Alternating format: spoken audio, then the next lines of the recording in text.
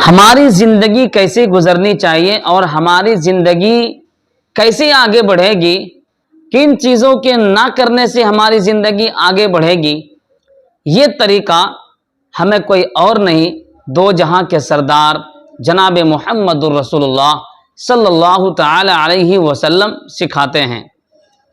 تو آئیے میں آپ کو نبی کریم صلی اللہ علیہ وسلم کی ایک چھوٹی سی حدیث میں آپ کو سنانے کی کوشش کر رہا ہوں۔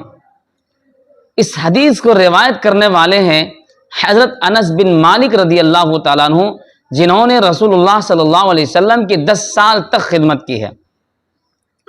ان انس بن مالک رضی اللہ تعالی عنہ قال ان رسول اللہ صلی اللہ علیہ وسلم لا تباغضوا ولا تحاسدوا ولا تدابروا وكونوا عباد الله اخوانا ولا يحل لمسلم ان يهجر اخاه فوق 3 ایام۔ اس ترجمے، اس حدیث کا میننگ اور مطلب کیا ہے؟ اس حدیث کا میننگ کیا ہے؟ اس حدیث کا مطلب ہے، حضرت انس بن مالک رضی اللہ تعالی عنہ روایت کرتے ہیں کہ رسول اللہ صلی اللہ علیہ وسلم نے ارشاد فرمایا، کیا فرمایا؟ ولا تباغضوا، آپس میں بغض نہ کرو، ولا تحاسدوا، آپس میں حسد نہ کرو۔ حسد مطلب دوسرے کو دیکھ کر جلنا، دوسرے کو دیکھ کر جلنا، اور دوسرے کو دیکھ کر جل کر اس کے لیے دعا کرنا، اللہ یہ ہلاک ہو جائے، اس کا مال برباد ہو جائے۔ ولا تحاسدوا ولا تباغضوا، آپ نے سن لیا، ولا تباغضوا، بغض نہ کرو، ولا تحاسدوا، اور حسد نہ کرو، پیٹھ پیچھے کسی کی برائی نہ کرو۔ اللہ کے بندو، آپس میں بھائی بھائی بن کر رہو۔ یہ کسی مسلمان کے لیے یہ جائز نہیں ہے کہ وہ اپنے مسلمان بھائی کو 3 دن سے زیادہ چھوڑ دے، یعنی 3 دن سے زیادہ ان سے بات کرنا، ان سے ملنا جلنا چھوڑ دے 3 دن تک۔ یہ مسلمانوں کے لیے جائز ہی نہیں ہے۔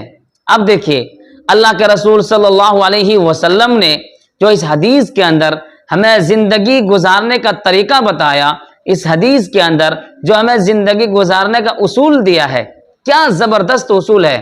ولا تباغضوا، بغض نہ کرو، ولا تحاسدوا، کسی کا حسد نہ کرو۔ حسد یعنی برائی نہ کرو، کسی کو دیکھ کر جلو نہیں۔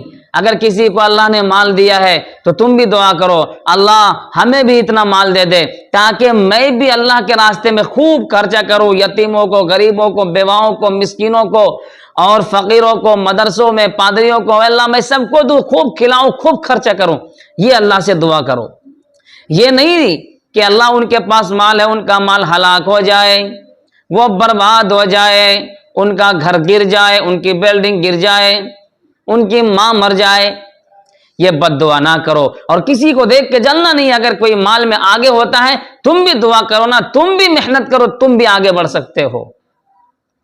آگے فرمایا، کسی کی پیٹھ پیچھے برائی نہ کرو، یعنی غیبت نہ کرو۔ آج یہ کام بالکل عام ہو چکا ہے، چوک چوراہوں پر، اڈوں پر، جہاں پر 4 لوگ بیٹھے ہوئے ہیں، وہاں برائی کا اڈا ہے، برائی ہے، کیا بات ہے۔ اللہ حفاظت فرمائے۔